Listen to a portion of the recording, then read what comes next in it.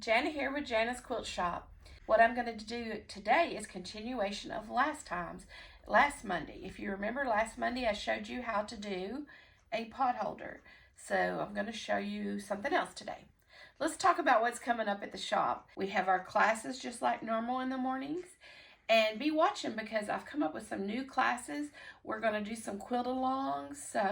And we're going to do our table runner that we've been talking about doing. So keep watching Facebook. We're fixing to have some new classes and things coming up. We've got some new fabric coming in and all kinds of new things. So, all right. And let's talk about today. The fabric that we used last time, if you remember, was this food fabric. Popcorn, French fries, all that. And here's the pot holders that I already had made. We got peanuts, we got party mix, potato chips, French fries, popcorn. And we talked about how that would be cute to set those bowls, popcorn bowl, or on those particular ones. But they also have insulate batting in there, so they're heat resistant. You can use them for pot holders and little trivets and things on your table. Okay, so we're going to talk about those. We quilted them last time. This time I'm going to show you how to cut this binding on the bias. Because when you're doing a circle, you want it to go around nicely and flat. So here's what I did. And then I want to show you how to do it with a fancy stitch going around here. I don't know if you can see that on this one, but I used a gold thread with this and did that fancy stitch around. So when I do that, it shows on the front and the back as well. So that's what we're going to do. I have a couple already made. Here's a hot dog one. Look at that. And look, bacon. If you're like me, I love bacon. So I think I'm going to do the bacon one and show you how to do it.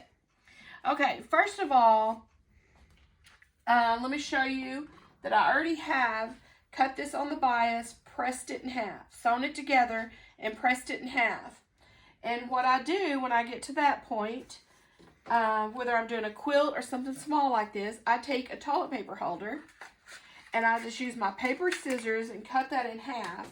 This gives me two, and I roll them up. So if it's a big, thick quilt, I'm going to need to have a big, thick roll like this. But on this one, it'll just be a little skinny roll. But I'm going to roll that I have pressed in half on this, so it'll be easy to work with.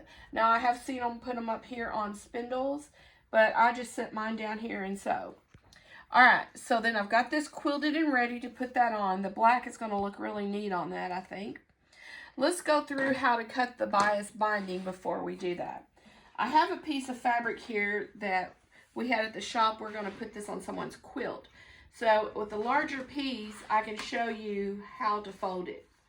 And it's all about the folding and then cutting it on the bias. Then you'll be cutting it on the bias.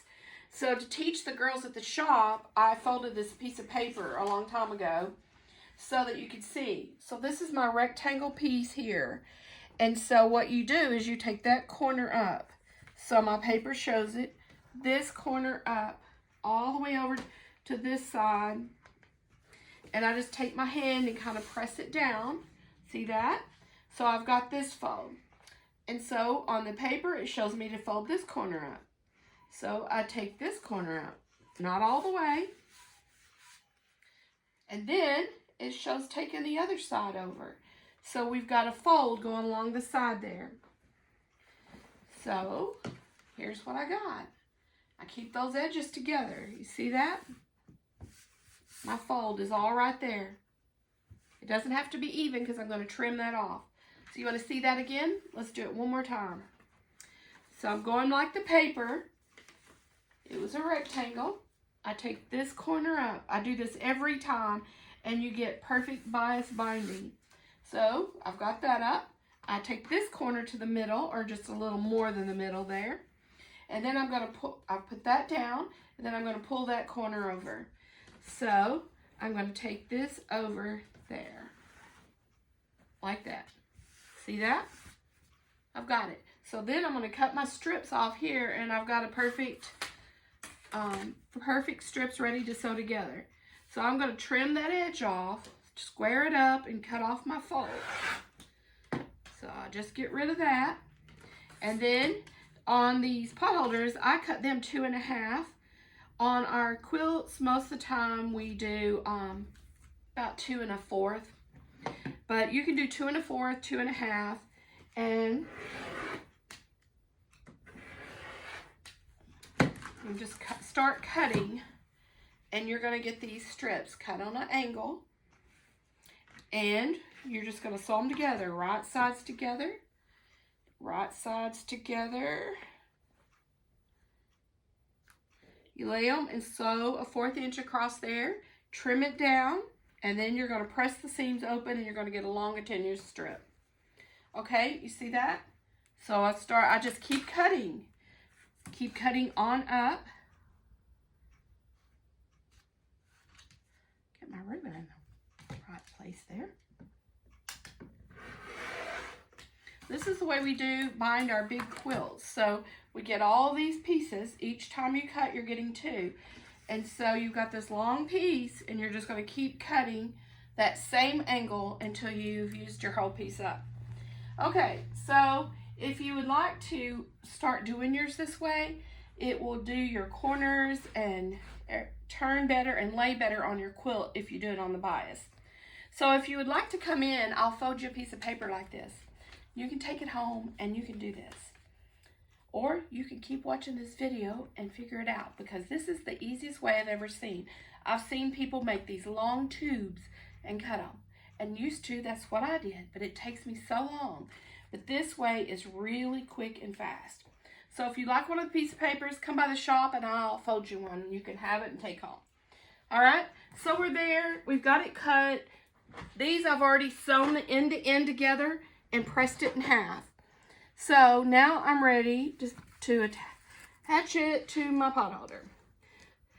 So these are reversible, so I don't have to worry too much about which side I'm starting on or whatever. But normally I would sew this to the back and pull it to the front. But on this, like I said, it doesn't matter. So I'm going to fold that edge up, and I'm going to start sewing around the 1/4 inch. Okay, when you're doing a curve, you can either pin it first or just take your time with your fingers and sew to keep from getting any pleats in it. Just sewing it right on the edge, a 1/4 inch. Line it up. It doesn't take long to do these little dudes at all. But just keep going around. Like I said, if you feel more comfortable pinning them in place before you start this, you can. I just use my fingers to hold it.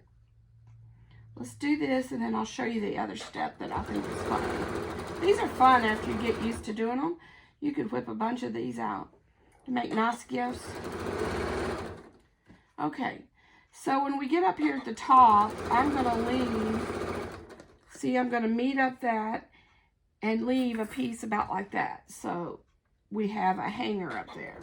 So let me keep going around. And I'm going to overlap that a little bit.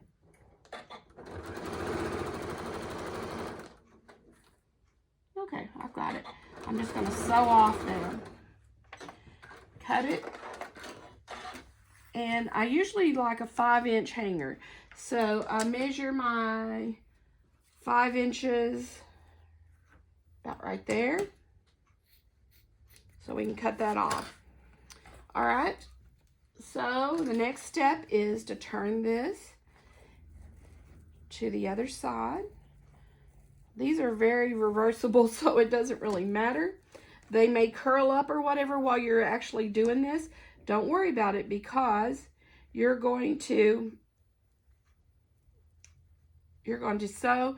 So when you do the hanger, you're going to twist it and pull this down over it. And then your hanger will come back up, and you're going to turn this in and sew it on out like that.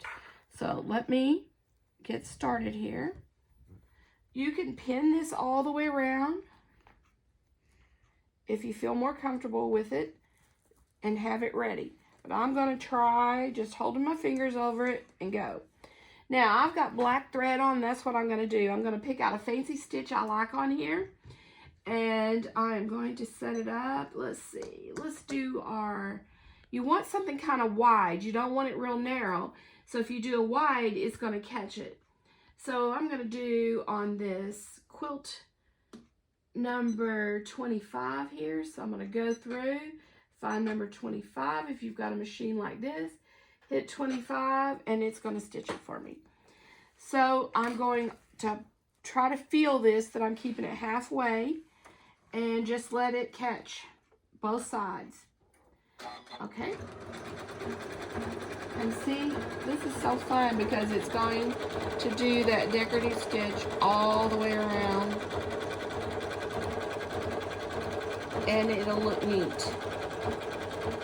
I'm not going to sit and do all this one for you because I've got one done over here. But you can see it's catching both sides, this side and this side, and it's going to look just like this one when we're done. It'll be flat. I used a little different stitch. It's fun though on your machine. If you've got different stitches, you can play with those. So you go all the way around and folding it down, and like I said, you turn this in half, and then you're just going to change your stitching to just straight stitch and stitch that down, and then you're going to have to tack this down on the back side. Okay, I have that one pinned ready to do. See that? Look how cute those look from the front side there. I mean, they'll look the same on both sides, but look how cute that is. Won't that be neat as a trivet? There you go. So there's how you bind a little round thing. Once I get it done, I press this so it's nice and flat and ready to use. Okay, if you have any questions about this, come by the shop and I'll show you this fold again and start doing your binding that way. Okay, well that's it for my tidbit today. Stay tuned